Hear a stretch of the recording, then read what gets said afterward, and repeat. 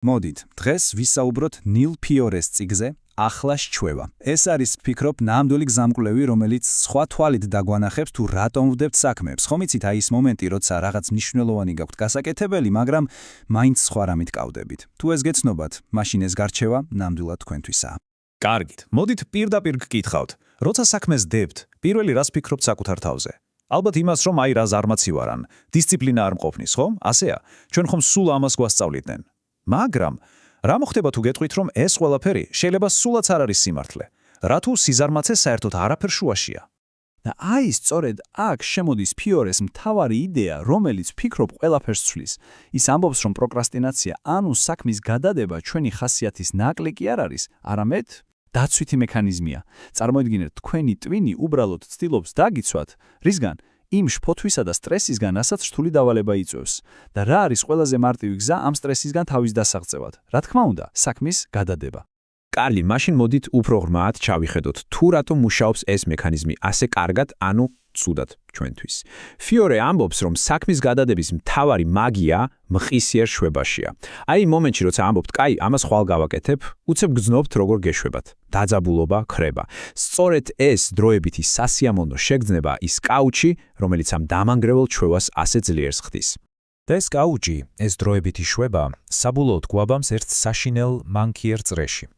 ალბათ ბევრ თქვენგანს გამოუცდია ეს შეგრძნება, როცა თითქოს ერთი და იგივე წრეზე ტრიალებ და თავის დაღწევა უბრალოდ შეუძლებელია. მოდით დავშალოთ და ვნახოთ, ზუსტად როგორ მუშაობს ეს პროკრასტინატორის ციკლი.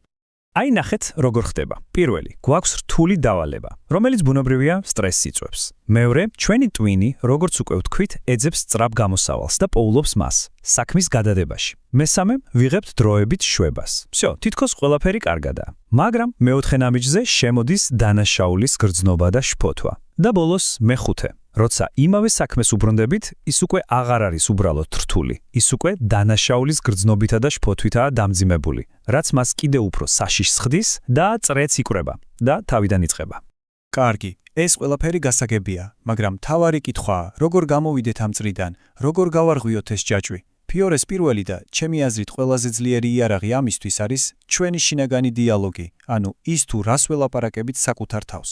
თქვენ შეიძლება ვერცად ცნობიერებდეთ, მაგრამ იმ სიტყვებს, რომლებსაც თავში ვატრიალებთ, უზარმაზარი ძალა აქვს.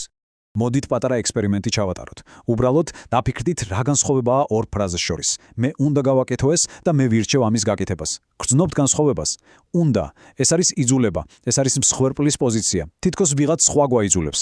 მაგრამ როცა ამბობთ მე ვირჩევ, ყველაფერი იცვლება. ძალა უფლება თქვენს ხელში გადმოდის. თქვენ აკონტროლებთ სიტუაციას და არაფირიქით. კიდევ ერთი შინაგანი მტერი. ეს არის პერფექციონიზმი. ეს არის პროკრასტინაციის საუკეთესო განუყრელი მეგობარი. შინაგანი ხმა, რომელიც გეჩუჩულებათ. თუ ამას იდეალურად ვერ გააკეთებ, საერთოდ არ დაიწყო. და რას ვაკეთებთ ჩვენ? უსმენთ მას. ფიორი კი გთავაზობს ამ ფრაზის შეცვლას. მე ეს იდეალურად უნდა დავასრულოს ნაცვლად. დაუსვით საკუთარ თავს ბევრად მარტივი კითხვა. კარგი, როდის შემიძლია უბრალოდ დავიწყო? აქ მთავარია არა დასრულება, არამედ დაწყება. და რა თქმა უნდა არის ის მომენტიც, როცა პროექტი იმდენად დიდია, რომ გვაშინებს. წარმოედგინეთ, რომ უზარმაზარი მთის წინაშე დგახართ და მწვერვალზე უნდა ახვიდეთ. თუ სულ მწვერვალს უყურებთ, რა თქმა უნდა დაიღლებით და мотивაციას დაკარგავთ სანამ დაძვრებით. ამიტომ ეს პროექტი ძალიან დიდიას ნაცვლად უთხარით საკუთარ თავს. მე შემიძლია ერთი სულ პატარა ნაბიჯი გადავდგა. სულ ესა, არც მეტი ერთს ნაკლები. კარგი, შინაგან დიალოგზე ვისაუბრეთ, მაგრამ ფიორეს არსენალში არის კიდევ ერთი, სრულიად გიჟური და რევოლუციური იარაღი. მას ანტიგანრიგი ქვია. დამიჯერეთ, ეს არის დროის მართვის ისეთი მეთოდი, რომელიც ყველაფერს, რასაც აქამდე განრიგებზე ფიქრობდით, თავდაღირა აყენებს. მზად ხართ? ანტიგანრიგის პირველი და მთავარი წესი ასეთია. პირველ რიგში დაგეგმეთ თქვენი გართობა, დასვენება, სიამოვნება. დიახ, სწორად გაიგეთ. სანამ ერთ სამუშაო ამოცანას მაინც ჩაწერთ კალენდარში, თქვენ ჯერ გეგმოთ მეგობრებთან შეხვედრას, კინოში წასვლას, ვარჯიშს, ძილს, ყველაფერს, რაც გარანტირებულად განიჩებს სიამოვნებას. და როგორ მუშაობს ეს? აი ასე, თქვენს განრიგში ჯერ შეგაქვთ ყველა სასიამოვნო აქტივობა, შემდეგ, როცა საქმე შეუდგებით, იმუშავებთ მხოლოდ 30 წუთიანი შეუსვენებელი ინტერვალებით და მხოლოდ მას შემდეგ, რაც დაასრულებთ ამ 30 წუთს, ჩაწერთ მას განრიგში როგორც მიღწევას. და ამის მერე, რა თქმა უნდა, თავს პატარა შესვენებით აჯილდოებთ. ხვდებით რა ხდება? თქვენი კალენდარი ხდება არა საშინელი ვალდებულებების სია, არამედ თქვენი გამარჯვებების დაფა. თქვენ წინასწარ კი არ გეგმავთ წამებას, არამედ აღნიშნავთ წარმატებას. კიდევ ერთი ძალიან მაგარი ხრიკი პერფექციონიზმთან საბრძოლველად არის ის, რასაც ფიორე უხეში მონახაზის პრინციპს უწოდებს. და ამ პრინციპის გულში დევს ეს ფრაზა, რომელიც მგონი მანტრასავით უნდა გაიმეოროთ: მე ვარ ადამიანი და მაქვს უფლება დაუშვა შეცდომები. უბრალოდ მიეცით საკუთარ თავს ამის უფლება. პირველი ვერსია არ უნდა იყოს და არც იქნება იდეალური. და ეს სრულიად ნორმალურია. ანუ, როცა საქმეს იწყებთ, თქვენი ერთადერთი მიზანია შექმნათ ძალიან ცუდი პირველი ვერსია. დიახ, ცუდი. მიზანი ხარისხი კი არ არის, არამედ უბრალოდ ცარიელი სივრცის შევსება. რატო? იმიტომ რომ ფსიქოლოგიურად რაღაცის რედაქტირება და გაუმჯობესება ბევრად უფრო მარტივია, ვიდრე აბსოლუტური ნულიდან რაღაცის შექმნა.